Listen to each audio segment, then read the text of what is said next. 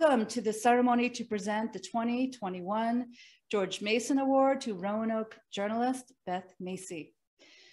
Since 1964, the SPJ Virginia Pro Chapter has presented the George Mason Award to a journalist or friend of journalism of exceptional character and dedication to the craft. The award is named for the principal author of the Virginia Declaration of Rights, the model for the Bill of Rights, and the First Amendment to the US Constitution. Beth Macy was selected last fall as a 56th recipient of the award. Because of the coronavirus pandemic, we had been unable to present the award until now. We're holding this ceremony in the Winston Link Museum in Roanoke with a live audience, and we're webcasting it via Zoom, and we'll post it on our YouTube and social media in the near future for posterity. That's pretty exciting. Thanks to the crew from Roanoke, Radford University that have been with us all day, worked through all the tech. We're so grateful. The SPJ Virginia Pro Chapter is made up of print, broadcast, and online journalists from across the state. We support the mission of our national organization by advocating for free speech, freedom of the press, and the First Amendment, by providing financial support for college journalists, and by honoring people who have made outstanding contributions to Virginia journalism, like Beth Macy. Okay, Robin. Thank you, Dina. It says on my script here that Beth Macy is a critically acclaimed author and former newspaper reporter with stories of hardship and resilience of life in the Blue Ridge Mountains. However, in 1990, as I discovered in a crate in my closet, she did a story about Robin Reed. The only thing I can figure is it was a slow news day as she interviewed this knucklehead about all things weather. And it was so wonderfully crafted, and I darn near brought it tonight for you to autograph, but I did not because it's your night and a good award. So you don't need to be doing stuff like that. But my wife and I, Teresa, have been reading Beth for many, many, many years. Of particular memory to me was how you chronicled your babies and as they were coming along into the world and what happened when they got here. And I never forgot those stories because they were so wonderfully written. Meanwhile, she's capable of a lot of pretty serious reporting, and that's what we're celebrating tonight. Everything from the Bantu refugees and adapting to life in Roanoke to military veterans who are struggling with PTSD. In recent years, she's applied her talents to writing books that keep making the New York Times bestseller list.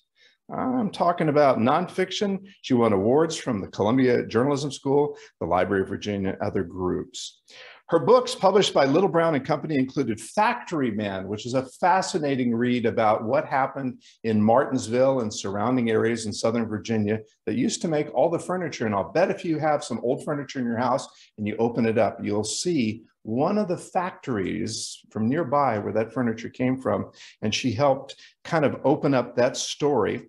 She told the story of Truvine, which was two African-American brothers who were kidnapped and then displayed as circus freaks. And we all know that there was a point in time when carnivals and circuses kind of made money off the freaks. It was a fascinating story. And then came Dope Sick, the opioid epidemic that has devastated so much of not just this community and other communities, but almost everywhere you look, it comes into play.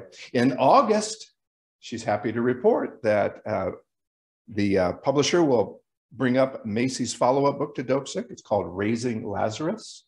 Perhaps you've heard about it. I think they're probably taking pre-orders about now, so you should be thinking about that. It tells the story of everyday heroes fighting to stem the tide of drug overdose in communities that are too often left to fend for themselves, and other activists and relatives of the dead who are still struggling, as you can imagine, for the accountability in American courts.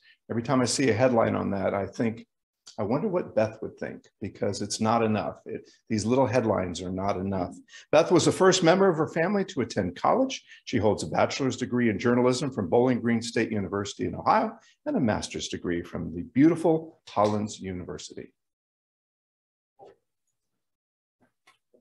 So hi, everybody. My name is Jeff South. I'm a former journalist, former journalism professor, and as Dina said, her predecessor as the president of the SPJ Virginia Pro chapter. Martha Steger, a longtime SPJ member, nominated Beth for the George Mason Award. In her nomination letter, Martha noted that great journalism calls attention to injustice wherever it finds it, and that for more than 30 years, Beth has shined a light on injustices through her newspaper reporting and nonfiction books. In support of the award nomination, we received a letter from Brian Kelly, the editor of the Roanoke Times and a colleague of Beth's for many years at the paper. Brian said that Beth's special gifts are empathy and an ability to connect with people of all types and to convince them to tell their stories. Brian pointed to Beth's passion to bring about change to social problems, her tenacity as a reporter and storyteller, the fact that she keeps digging until she gets to the center of the issue at hand, and her ability to see bigger picture stories that affect real people and to bring those stories home in a way that resonates with readers.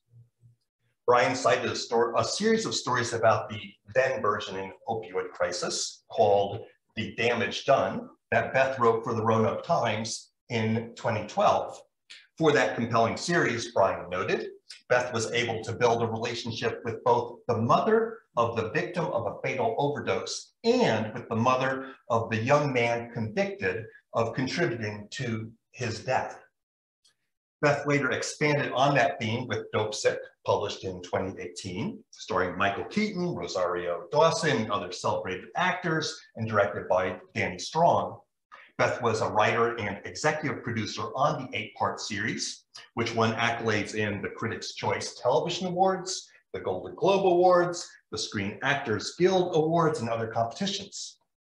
The George Mason Award does not come with a red carpet, unless you count dingy purple, or gold-plated statuette, but is the highest honor that the SPJ Virginia Pro chapter can award. And tonight, we are honored to present the 2021 George Mason Award to Beth Macy.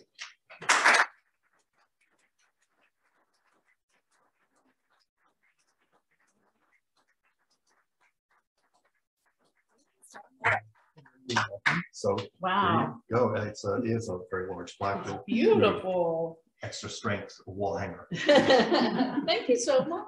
You're welcome. I'm just tickled Thank to you. death. And one of the big reasons I'm so excited is that our Uncle Frosty Landon is a former recipient of this award.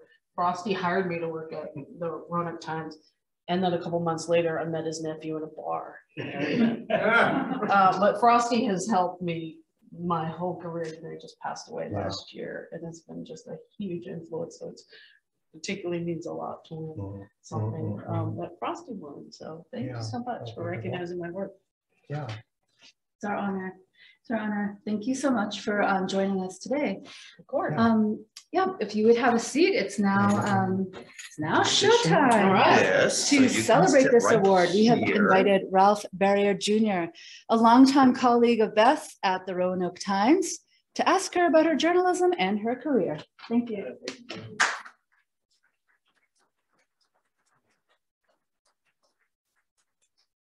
I was told beforehand that these microphones actually would electrocute you if you get too close to them. So, you know, let me make sure.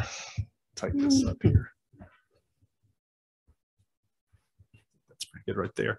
So, hi, neighbor. Hi, neighbor. So,